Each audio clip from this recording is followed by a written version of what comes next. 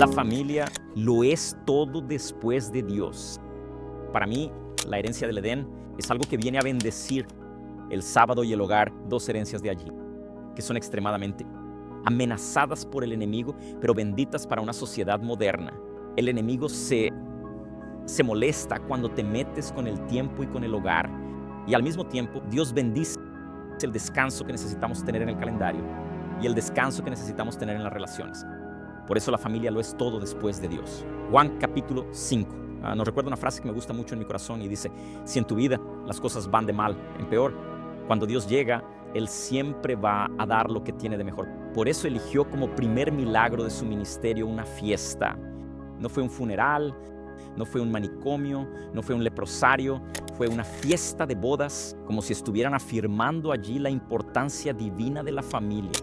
Por eso cuando hablamos de familia me gusta pensar en 4 objetos.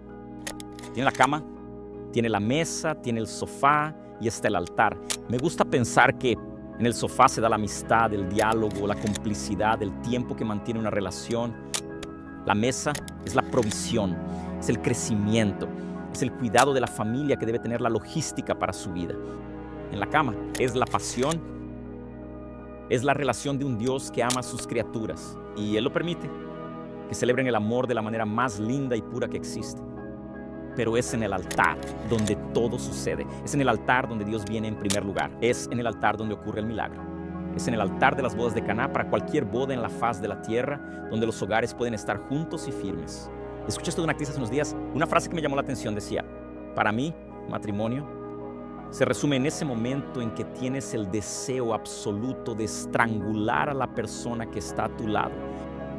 En el siguiente instante te das cuenta que no sabe vivir sin ella.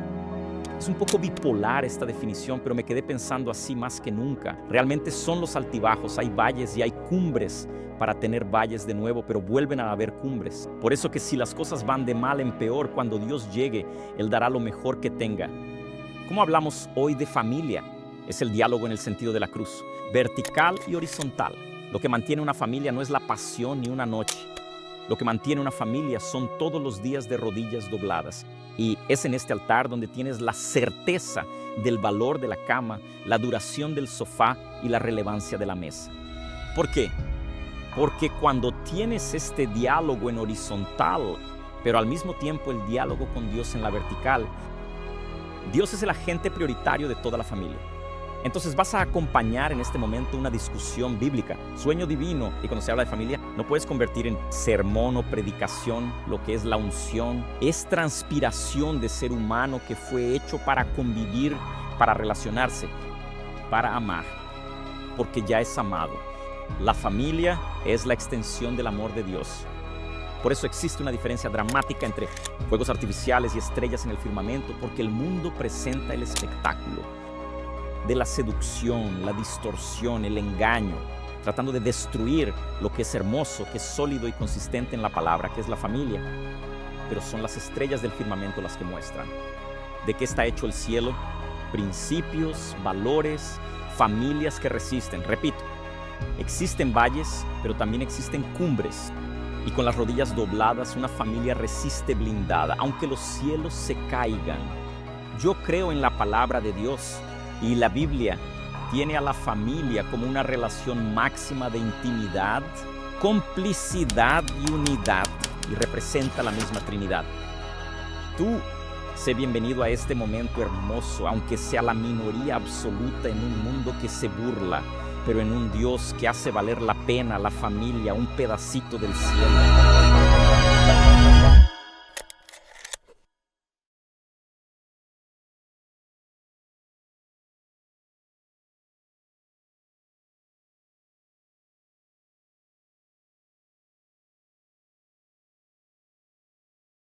Buenas noches, mis hermanos. Creo que hay quórum ahora sí. Llenecito, qué alegría de verdad ver la casita, la casa de nuestra hermanita Catalina llenecita. Esa alegría tengo yo. Claro que sí. Creo que quien más alegra es Cristo en esta noche. Porque muchas almas están reunidas aquí para escuchar un poco más de Él y aprender un poco más de Él. Nosotros en la semana, hermanos, hemos venido estudiando una serie de temas muy interesantes. bastante interesantes, la verdad, porque hemos aprendido un poquito más de esas marcas. Justamente el tema de Semana Santa trata de las marcas que dejó Jesús en el mundo y sobre cada uno de nosotros. Hemos aprendido cómo es que para Jesús, cada uno de nosotros es muy importante, sin excepción, cualquier estrato social, sea tu color de raza, cualquier tipo de raza, tengas o no tengas, seas esclavo, libre, todos somos iguales ante los ojos de Dios y tenemos un valor enorme para Él, enorme. A través de las enseñanzas de Jesús también hemos aprendido, a través de lo que Él nos ha enseñado acerca de la compasión y de la gratitud, hemos entendido que debemos amar a nuestro prójimo a pesar de las dificultades o diferencias que podamos tener. E inclusive el amor por los más necesitados es lo que más resalta Jesús en su ministerio. Ese ministerio tremendo lo dejó como ejemplo. Él nunca dejaba a una persona que necesitaba ayuda al aire. Siempre estaba allí para poder socorrerlo, sea en alimentación, sea curando sus heridas, sanando sus enfermedades, libertándolos de algún demonio. Es interesante como la preocupación de Jesús en ese aspecto, y no solamente a nivel general, sino a nivel individual, porque como les repito hace un momento, cada uno de nosotros es muy importante para Dios. Él no desea que nadie se pierda, sino que todos nos vayamos con Él. En la tercera parte, en el tercer día, sábado, domingo, lunes, hemos hablado acerca de la educación también. Cómo es que Jesús impactó este aspecto en el mundo, a nivel mundial. Tanto es así que hasta las primeras universidades de gran renombre como Harvard, Yale o la Universidad de Oxford empezaron siendo cristianas.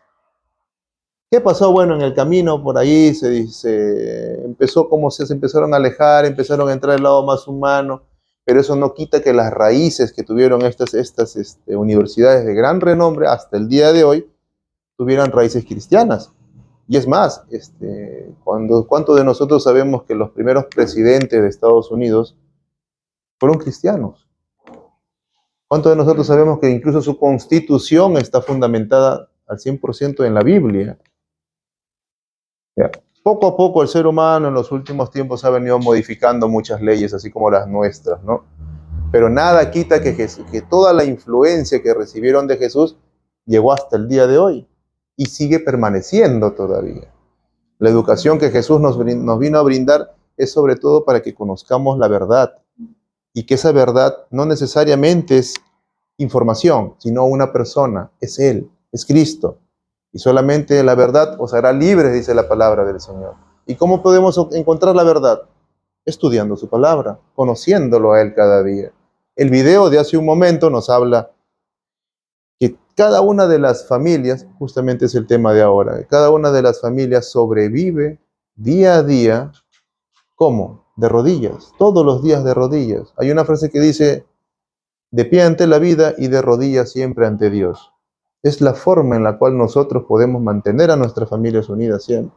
Pero eso no quita que siempre vamos a tener también altibajos. Conociendo la verdad, era el tema del día de ayer, de qué somos libertados, o conocemos, mejor dicho, de la libertad a través del conocimiento de su palabra. Entonces Jesús nos vino a dar libertad, y no una libertad necesariamente física, porque los apóstoles cuando Jesús vino esperaban una liberación del dominio romano, una liberación física, una liberación política. Pero Jesús quiso trascender mucho más allá todavía de eso, libertándonos no en el aspecto físico ni político, sino en el aspecto espiritual. Porque nosotros desde el principio de la creación fuimos presos de algo, fuimos esclavos de alguien, y ese algo y ese alguien es el pecado. Y con su muerte en la cruz nos dio la posibilidad de alcanzar esa libertad plena, directamente y solamente a través de Él. El día de hoy vamos a conocer el tema de la familia, de cómo Jesús impacta y cuán importante es la familia para Cristo. No es algo sencillo decir, no, mi familia está por ahí y ya Dios verá, no. Somos importantes como familia, y lo que hoy en día más al enemigo le gusta atacar, evidentemente es a la familia. Pero antes de empezar a profundizar con el tema, vamos a hacer una oración así breve nada más. Amado Padre Celestial, en esta noche nos encontramos reunidos. Dirígenos, Señor, una vez más. Que sea tu Santo Espíritu, Señor, quien nos influya, quien nos abra la mente, el corazón y nos haga entender este tema de suma importancia para cada uno de nosotros. Sobre todo también para nuestros jóvenes que hoy nos acompañan, porque ellos también en el futuro, Señor, permitirás que cada uno de ellos forme una familia. Y qué mejores consejos que puedas brindarnos el día de hoy, Señor, a través de tu palabra, para poder enseñarles también a ellos a través de ti, Señor, para que ellos también formen un hogar feliz, un hogar próspero, un hogar que se deleite siempre en tu presencia. Te damos las gracias, Señor, y te pedimos siempre estos favores en el nombre de Jesús. Amén. Como les decía, el enemigo ha venido a destruir algo. Y yo cuando era pequeño, por ejemplo, siempre me hablaban en educación cívica, así se llamaba en mis tiempos, educación cívica. Ahora no sé cómo le llaman, cambian los nombres, CTA, no sé qué cosas les ponen en realidad. Pero en mis tiempos los profesores me decían que la familia es el núcleo de la sociedad. Yo, al igual que mi hijo, tenía 12, 13 años más o menos cuando me empezaron a enseñar eso, y yo no entendía a qué se referían con la sociedad. Era más callado, no preguntaba. Al final me quedaba siempre con la duda. No había Google en mis tiempos, no había internet. Entonces no entendí muy bien ese concepto, ¿no? Hasta que fui creciendo un poquito más, llego a la universidad y entiendo lo que es el concepto de sociedad. Sociedad significa un conjunto de familias reunidas en un determinado espacio geográfico que habitan, comercian, conversan, conviven, etcétera de cosas. ¿Qué pasa cuando una familia se desintegra? ¿Alguno de ustedes sabe? Papá, mamá, lejos, uno del otro. ¿Qué sucede? El pequeño sufre, o sea, los hijos sufren, y al sufrir los hijos tienen determinados comportamientos erráticos, ya no saben qué hacer. Muchos de esos comportamientos los llevan a tomar decisiones en comportamientos y empiezan a manifestar un comportamiento agresivo en la mayoría de los casos. Otros tienden a tener otro tipo de comportamientos un poco más drásticos, un poco más radicales, que no viene al caso mencionarlo ahora, pues no. Pero en resumen, se van por el mal camino. Entonces, el entorno en el cual se desarrolla esta familia empieza a afectar a la familia del costado. Y si la otra familia también se desintegra, de igual manera empieza a afectar el entorno. Y empieza, como se llama, a crecer un ambiente de violencia, de descuido, donde se tiene que poner más policías, leyes más estrictas para poder controlarlos, y es así como se va degenerando la sociedad. Eso viéndolo desde el punto de vista educativo. Por eso empieza a haber, hambre, corrupción, empieza la delincuencia, empieza a crecer, y etcétera, de factores que vienen a afectar la sociedad. Porque no es porque tu familia, que esa parte se desintegra, ya al resto no le debe de interesar, debería de importarnos ese tema. Porque no es que le afectó solamente a mi vecino y ahí debería de quedar. Eso va a impactar tarde o temprano en tu entorno, en tu hogar, en la forma en que tú vives, en la forma en que tú comercias, en la forma en que tú, te relacionas con los demás. ¿Cuántos de nosotros hemos conocido así hogares y que finalmente los hijos de esos hogares han terminado delinquiendo? Cuando pasan esas situaciones, ¿qué pasa con el vecino? Ya tu tranquilidad ya no es la misma. No, pero eran los hijos del vecino. Pero ¿dónde vives tú? Al lado del vecino, de esa familia que se desintegró. Cuando nosotros formamos parte de ese desinterés por nuestro prójimo, cosa que hemos venido aprendiendo. Hay un grillo, creo. Ya se fue. Cuando nosotros presentamos un desinterés de esa manera, no es mi vida, pues no. Entonces, ¿qué sucede? Afecta a todos, no es que solamente al vecino. Y es justo todas las huellas que hemos revisado en los días anteriores, donde notamos que la presencia de Jesús es indispensable en la vida de cada uno de nosotros, para aprender que todos somos importantes, no solamente nosotros, sino también los demás. Tenemos que mostrar compasión y gracia también. Tenemos que llevar el conocimiento de la verdad a esas personas también. ¿Para qué? Para que también sean libres, así como también lo somos nosotros. Que habiendo alcanzado la salvación, a veces muchos de nosotros nos quedamos con eso para nosotros. Y no lo transmitimos a los demás. No llegamos a más. Y ese es el deber del cristiano. Y justamente lo revisábamos ayer en la Gran Comisión. bueno, ayer no, antes de ayer, en la Gran Comisión, cuando veíamos el tema de la educación.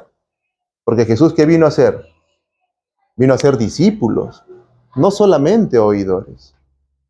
Y los discípulos, más discípulos, hasta que todo el Evangelio sea proclamado en el mundo entero.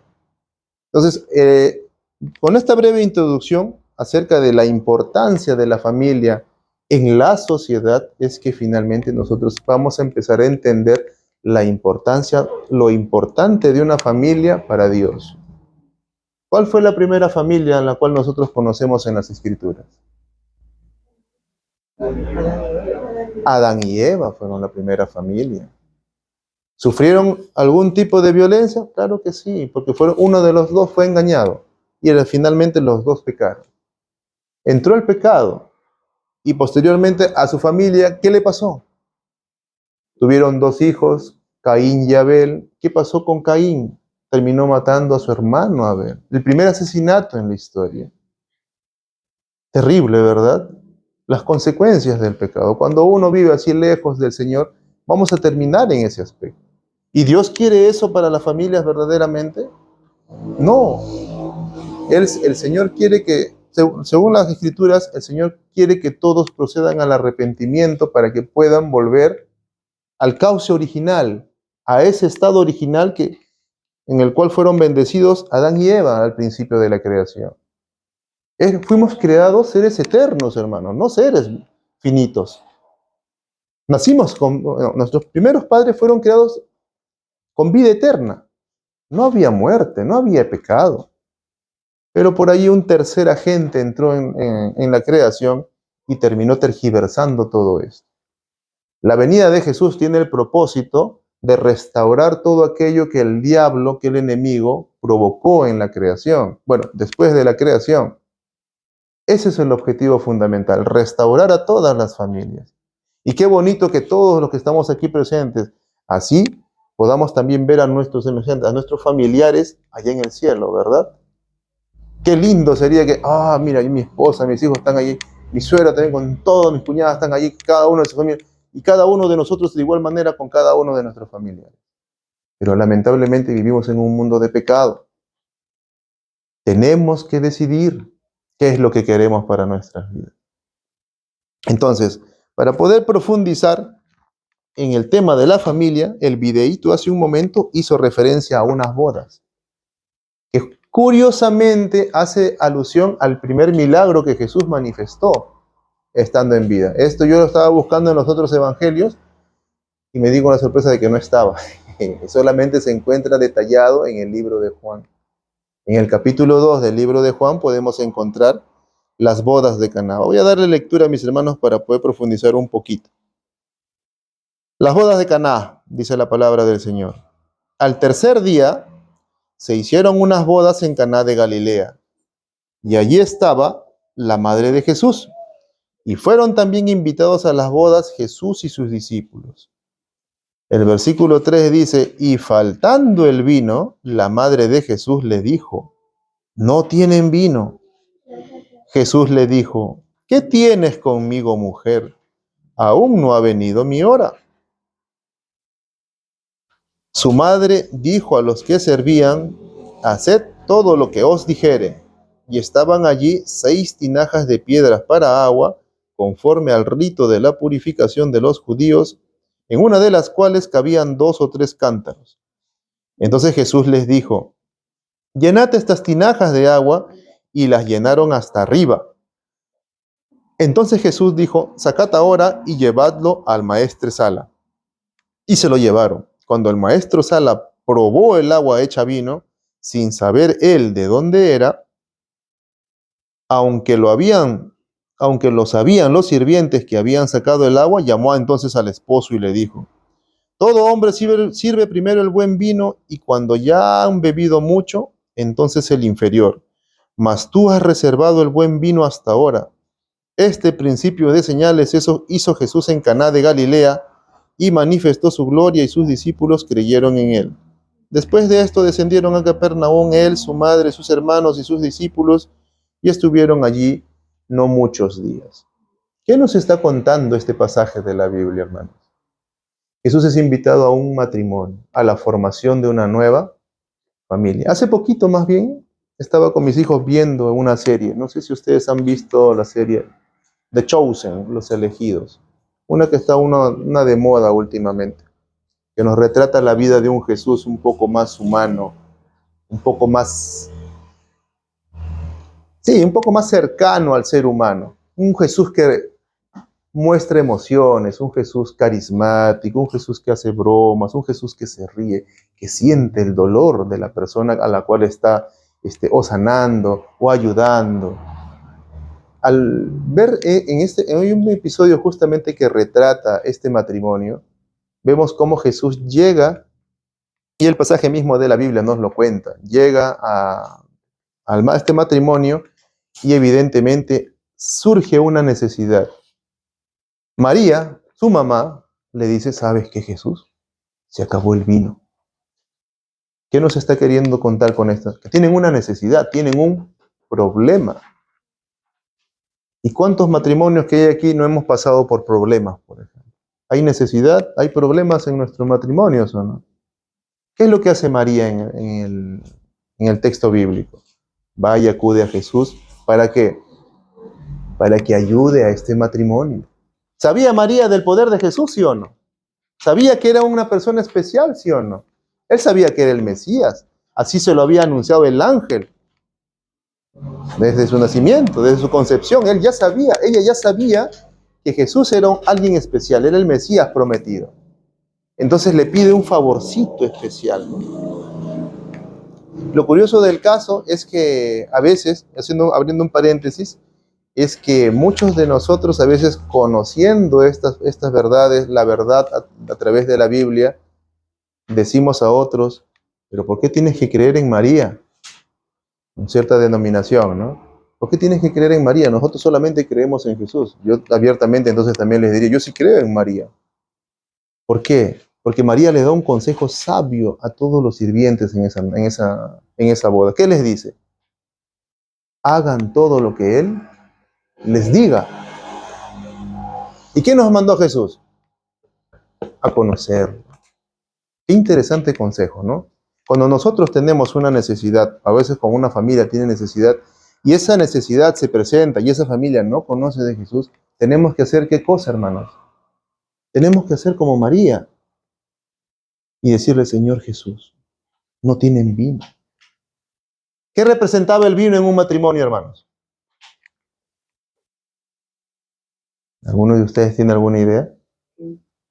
¿Qué representaba el vino en un matrimonio? En los tiempos de Jesús. ¿Cómo? Acá mi mamá dice que es la sangre de Dios. Sí, efectivamente, en la Santa Cena se hace la representación de que es la sangre de Cristo. Pero en el matrimonio, que le faltara el vino al matrimonio era una falta terrible. ¿Han escuchado de la reputación, el honor de una familia? El honor y la reputación de esa familia iba a quedar por los suelos si no había más vino en ese matrimonio. Ahora, ¿qué representaba el vino? Representaba, digamos, un cierto posicionamiento por la calidad del vino también que servía. También representaba gozo, alegría, porque evidentemente compartían. Y era parte importante de la ceremonia. No podía haber matrimonio sin vino. Yo me imagino, ¿no? A los novios que se enteran por parte del maestre Sala, ya no hay vino. ¿Qué le decimos a los invitados? ¿Qué le damos ahora? Le damos agüita mezclado con un poquito más de vino. Donde comen 5, comen 6, ¿no? Le echamos un poquito más de agua a la sopa para que pueda alcanzar. Pero incluso la calidad del vino ofrecido era importante. Si no, aquí hay un personaje que aparece cuando Jesús hace el milagro, prueba el vino y destaca algo muy interesante y dice, todo buen, ¿cómo se llama? Anfitrión, sirve primeramente el buen vino y ya cuando después están un poco tomaditos, sirve el de menor calidad. ¿Por qué? Porque ya no notan la diferencia. Pero tú has hecho lo contrario, le dice. Tú has esperado hasta el último para sacar el mejor vino. ¿Qué hizo Jesús en ese matrimonio? ¿Qué hizo Jesús en esa fiesta? ¿Qué hizo Jesús para esa familia? ¿Qué hizo Jesús? Lo sacó de un apuro y levantó inclusive la reputación y el honor de esa familia.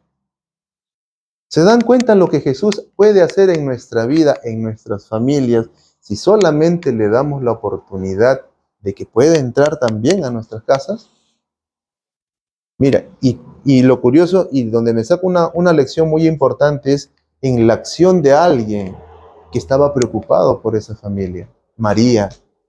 Yo estoy seguro que ella era amiga de los novios, y a través de María es que invitan a Jesús a ese matrimonio. Entonces, ¿qué pasa?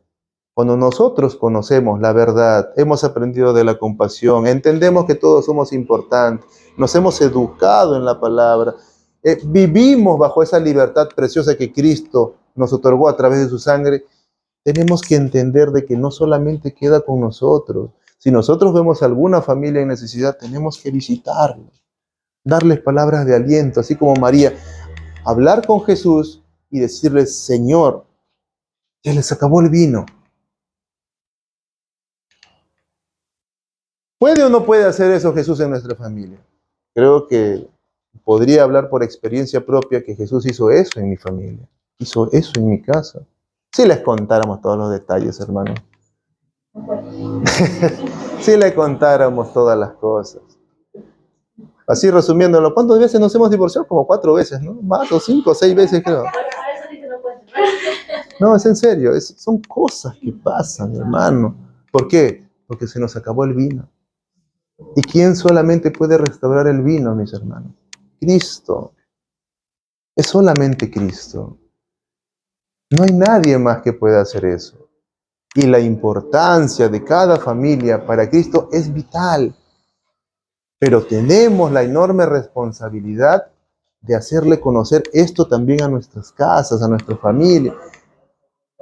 ¿Dónde empezó el Evangelio, mis hermanos? Empezó en Jerusalén. ¿Dónde empezó todo? Ahí. ¿Dónde tiene que empezar todo esto? En nuestros propios hogares, en nuestras casas. Yo sé que tal vez muchos atravesamos todavía alguna situación dolosa, pero solamente es en Cristo que esto puede ser restaurado. Tenemos que tener la confianza en Él para poder permitirle que Él entre a nuestra vida. ¿Cuánto agradezco yo a mi iglesia en Nueva Victoria, a todos los hermanos que oraron por nosotros, a todos esos pastores que también conociendo nuestra situación nos ayudaron en ese momento? No fue algo sencillo de atravesar, fueron años difíciles, hermano. No fueron unos meses, fueron años difíciles. Y quienes más sufrieron durante esa etapa fueron nuestros hijos. Y finalmente, hoy en día, gracias a Dios, están restaurados en ello. Pero es algo que se atraviesa cuando Jesús nos falta, mis hermanos. No es que me faltó el dinero, no es que me faltó paciencia, no es que me faltó salir. Cristo es la esencia. Y si Cristo no está, todo falla, todo se cae. Eso es lo importante, mis hermanos. Tenemos que destacar, mis hermanos, que el diablo ha venido a destruir, ha venido a matar, ha venido a engañar. Y principalmente el foco, cuando por ejemplo el diablo quiere atacar una iglesia, ¿qué hace? No ataca al anciano, no ataca al pastor, ataca a las familias de la iglesia. Porque sabe que si divide a las familias, ellos ya no van a asistir, ya no van a venir. Cada quien va a ir por su lado. Y así sigue presionando, pero sépase que si el diablo nos está molestando o incomodando la vida, es porque cada uno de nosotros tiene un propósito grande para el Señor. El diablo no molesta a aquel que está en el mundo. El diablo no molesta a aquel que hace y deshace sin Cristo. El diablo molesta a todo aquel que quiere tomar una decisión, un paso importante para el Señor. Porque sabe que es un alma menos que se le va a ir para el final de los tiempos. El diablo es un enemigo derrotado. Porque ¿quién lo venció? Jesús lo venció en la cruz del Calvario. Es más, expuso ante todo el universo sus verdaderas intenciones, el querer ocupar el lugar de Dios. ¿Cómo podemos entonces contrarrestar a un enemigo ya vencido? Ya está vencido. Pero este enemigo vencido es, ¿cómo se le puede decir? Es vengativo. Dice la palabra del Señor que cuando nosotros pecamos, ¿a quién contristamos? ¿A quién entristecemos? A Jesús y al Espíritu Santo que está entre nosotros. Eso es lo que busca Satanás. No solamente hacerle sentir dolor a través del sufrimiento humano a Dios, sino que también cuando una persona decide alejarse de Dios, esta persona ya no está, digamos, en el bando de Jesús, está en el otro bando. Entendamos bien que solamente hay dos lugares, o con Dios o con el diablo. No hay más lugares, no hay intermedio, no que yo estoy un día por acá, un día por allá, no. Tenemos que entender eso, hermano. Y cada familia es de vital importancia para su obra. Cuando, por ejemplo, recuerdo un pasaje de la Biblia en este momento, cuando Josué estuvo delante, ya lideraba al pueblo de Israel. El pueblo de Israel en ese entonces tenía por costumbre adorar a muchos dioses paganos y permitieron que la adoración a esos dioses entrara en el pueblo de Israel. Josué toma la batuta, se para delante de todos ellos, le dice: yo no sé a qué dioses ustedes van a servir hoy o mañana, pero mi casa y yo serviremos a Jehová. Tomó una decisión radical y así se aseguró un lugar en el cielo. Y nos dejó también como enseñanza tremenda que la importancia de permitir que Dios sea la base en nuestras familias es fundamental. Sí, ahí hay un grillito, hermana. Creo que hay que llevarlo a la Agustina.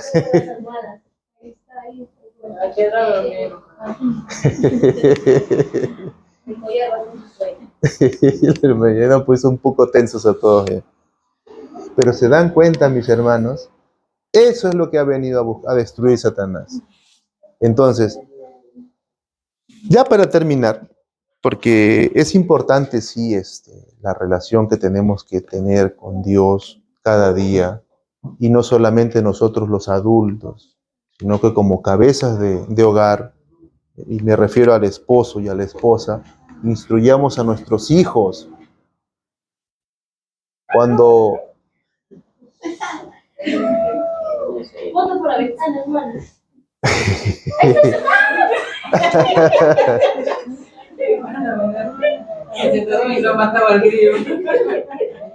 hay que agarrarlo y hay que ya, a la Agustina, ahí está. Aviéntalo. Yaretcito. ¿Que se la come la Agustina? Ah, ya está, ya. El grillo está haciendo desorden. Está haciendo desorden el grillo.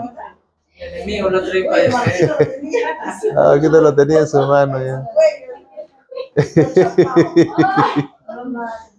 Bueno, así, igualito como el grillo, el enemigo está derrotado. Igualito. Y la gloria sea para nuestro Señor Jesucristo siempre. Como les decía a mis hermanos, es importante que como cabeza de hogar nosotros instruyamos a nuestros niños. Porque el conocimiento que se empezó a perder en Israel y por los cuales ellos empezaron a adorar a otros dioses, fue porque como padres no contábamos las grandes proezas y hazañas que hizo no el hombre, sino el Dios de esos hombres, el Dios de Israel. Y dejaron de contarle todo eso a las siguientes generaciones, y el amor y el conocimiento de todo lo que el Señor hizo para poder libertarlos se perdió en el camino. Y cada quien empezó a creer en otras cosas que no eran Dios y no hacer su voluntad. ha dejado efectos secundarios. Pero es importante, mis hermanos. Algo que me llamó poderosamente la atención era la simbología que transmite el matrimonio. Por ejemplo, y ahí ustedes saquen a cuenta a qué se les asemeja, ¿ya? Cuando el novio quería hacer el pacto ya de unión formal en una ceremonia judía, el novio y la novia, el novio tomaba una copa de vino, la levantaba y se la compartía a su pareja, a la novia. Si la novia quería aceptar la propuesta de matrimonio, entonces ella bebía de esa copa. Y con eso ya sellaban la unión. Curiosamente yo vi esto en internet, pero no me quedé con eso, sino que investigué para ver si era cierto. Y era verdad, no sabía que era eso. ¿Saben cuál es el siguiente paso que hace como ceremonia el novio? El novio le dice a la novia: voy a la casa de mi padre y te prepararé una habitación especial para que tú vengas y habites allí conmigo. Termina la ceremonia, el novio se va, pero el novio antes de irse le dice: para que tú puedas venir conmigo, tienes que permanecer pura y pura, limpia y pura, le dice. ¿No les va recordando algo? Luego, cuando el novio le deja estos directrices, digamos, ¿cómo se le puede decir? Ordenanzas, esta petición a la novia, el novio va, prepara las habitaciones y luego cuando ya todo está listo, evidentemente la ha anticipado que dentro de tanto tiempo va a venir, no le dice cuándo, el novio regresa. Y cuando regresa, no regresa así solito y toca la puerta, viene haciendo fiesta por los caminos. Y haciendo fiesta recoge a la novia y se la lleva con ella. ¿No les hace recordar algo? Cuando Jesús levantó la copa para con cada uno de sus apóstoles en la Santa Cena, ¿qué hizo? Este es mi sangre, este símbolo de mi sangre. ¿Y qué hace después? Se la da a cada uno de ellos, ¿no? Cuando cada uno de los apóstoles acepta compartir la copa de vino con Cristo, ¿qué les está diciendo? Ustedes están aceptando el pacto que yo les estoy proponiendo. Cuando ustedes comen este pan, están aceptando el sacrificio por el cual yo voy a pasar. Cuando nosotros aceptamos esa ceremonia o ese ritual, por ejemplo, el de Santa Cena, estamos aceptando ser ¿qué cosa, hermano? Ser familia con Jesús. Porque Él nos dijo lo mismo. Yo tengo que ir a la casa de mi Padre a preparar moradas en los cielos. Lo mismo que sucede en la tradición judía en el matrimonio, es lo mismo que Jesús nos dejó como promesa. Y cuando Él venga, porque no sabemos cuándo va a venir el novio, pero sabemos que va a venir, ¿qué va a hacer? ¿Va a venir con quién?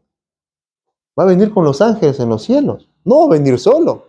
Y no va a venir como el ser humano como el que estuvo aquí y se fue. Va a venir con poder y gran gloria. Dice Tesalonicenses, con voz de mando, con voz de arcángel y con trompeta de Dios. Imagínense, ¿no? Los muertos resucitarán primero. Vendrá en las nubes de los cielos. Va a ser un show espectacular. No sé cómo va a ser, hermano. De verdad no sé, no me lo imagino. Humanamente puedo imaginarme que los cielos se llenan de luz, porque evidentemente Él es la luz mayor de todo el universo. Y todo ojo lo verá, también nos dice la Biblia. ¿Para qué va a venir, hermano? Cristo se representa en la Biblia como el esposo. ¿A quién va a venir a buscar? A la esposa, a su iglesia.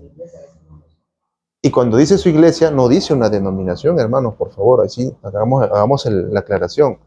Dice a todo aquel que hizo la voluntad de su Padre, todo aquel que estuvo dispuesto a seguirle, incluso hasta la muerte.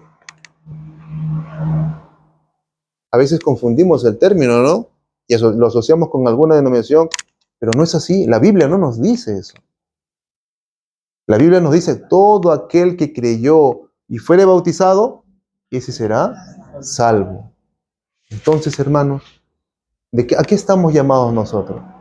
Yo siempre voy a resaltar eso, pero también tengo que resaltar que nuestra iglesia es una iglesia bendecida, hermanos. Tenemos materiales, tenemos personas que conocemos, tenemos de todo, no nos falta nada. Pero realmente aprovechamos todo lo que tenemos para poder crecer, primeramente crecer nosotros y luego hacer y llevar este mismo crecimiento espiritual a los demás. Esa es la gran pregunta. ¿Lo estamos haciendo? Verdaderamente, y yo también me hago esa pregunta, por cierto, porque también he estado alejado. ¿Cuántos de ustedes saben que hace poco pasé por un momento, hace unos meses atrás he pasado por un momento doloroso? Perdí a mi papá, no fue algo sencillo de asimilar. Y 2 meses, más o menos 2 meses, más o menos y tanto, estaba alejado de la iglesia. Estaba tratando de ordenar mis pensamientos, todas las emociones que había dentro de mí. Y no eran buenas, no eran buenas. Ni estaba en una lucha entre a qué bando de verdad debería de pertenecer. Y lo doy como un pequeño testimonio para que puedan entender que cuando uno pasa por una situación difícil, no es algo sencillo de asimilar. Todo lo que el Señor puso en mi corazón tuvo que venir en esa situación, y gracias a Dios pude encontrar ayuda también en muchos de los libros de la iglesia. Muchas veces esperamos que como a Abraham, como a Moisés, el Señor nos hable, pero nos habla también a través de su palabra. Y miren por qué resalto la bendición de la iglesia adventista, porque es en uno de esos libros del Club Premium del Maná, que siempre nos suscribimos, que vino la respuesta a la situación que yo estaba atravesando.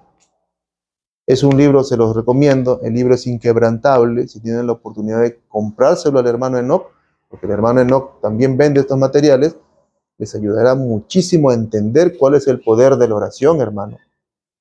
El poder de la oración no es para que Dios haga mi voluntad, sino para que yo entienda que Él está en control de todo, y si Él le place decir que sí, amén. Si Él dice que no, amén también. Pero mi relacionamiento con Él no debe de cambiar, sea cual sea la circunstancia o la respuesta que Dios va a poner a esa petición que yo estoy haciendo. No porque Dios me dice que no, yo me voy a resentir con Él y voy a abandonar toda la fe. ¿Cuántos testimonios de personas he visto, mis hermanos, acerca de que incluso pierden hijos? Y también entran en el mismo conflicto que yo. Pero Señor, yo oraba y oraba para que tú hagas el milagro con mi papá. Pero no lo hiciste. ¿Dónde estuviste, Señor? ¿Dónde? El dolor nos ciega, hermanos. Y cuando atravesamos por estas situaciones en nuestras familias, aún más todavía. No debemos dejar que eso nos opaque y nos aleje del amor de Cristo. O decir que Cristo no nos ama, no me responde. No, Dios no existe. Yo pasé por eso.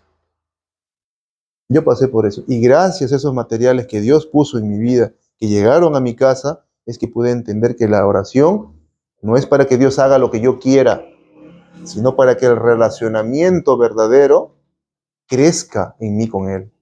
Y es a través de la oración que yo empiezo a conocer más de Dios, que empiezo a verlo como un amigo, como un padre, como un hermano, como un todo. ¿Cuántos de nosotros a veces oramos por algo y no se nos responde y nos resentimos? Eso no es el propósito de la oración. Es el relacionamiento. Jesucristo no es religión, hermano. Es relacionamiento diario con Él. ¿Queremos ver un milagro en nuestra vida familiar? Allí tenemos la puerta abierta. Cristo ya hizo todo por nosotros. Solo tenemos que ir a Él. O al hijo pródigo. El hijo pródigo se vio abandonado. Ya no sabía qué hacer. No podía caer más abajo ya de lo que ya había caído. ¿A dónde le quedó mirar cuando yo estaba en el fondo? Miró hacia arriba. Si regresara a la casa de mi padre, siquiera me hará como un jornalero, dijo. Regresó, todo hecho un desastre. El padre, al ver que estaba regresando a lo lejos, ¿cuántos kilómetros habrá sido? No sé. Reconoció la figura de su hijo, se bajó, abrió la puerta, tumbó, sal de acá, dijo, ábreme la puerta. Salió corriendo y fue y abrazó a su hijo. Lo abrazó, lo besó, lo acarició, probablemente le lavó el rostro con sus lágrimas, porque su hijo estaba, como le he dicho, un desastre, abandonado. Así nos deja el mundo. Ese mundo que tanta figurita nos pinta, ¿no? Que por acá, que la diversión, que el libertinaje, que esto, que aquello, que esto es lo máximo. No, pues Dios, ya cuando tenga 40, 50 años voy a ir a la iglesia. Así pensamos a veces. Pero el mundo nos va a dejar hecho un desastre. El mundo nos va a destruir. Nos va a pintar las cosas de pajarito, pero al final nos va a destruir, porque esa es la finalidad del diablo. Destruirnos y alejarnos de Cristo. Debemos entender, mis hermanos, que el sacrificio único que Él hizo, no lo hizo para que Él se beneficie, para que Jesús se beneficiara en algo personal, porque Él ya lo tiene todo. ¿Qué hay que no tenga Dios? ¿Qué existe que no tenga Dios? Nada. Pero Él quiere también la felicidad para nosotros, que nos vaya bien, y que por sobre todas las cosas estemos junto con Él por la eternidad.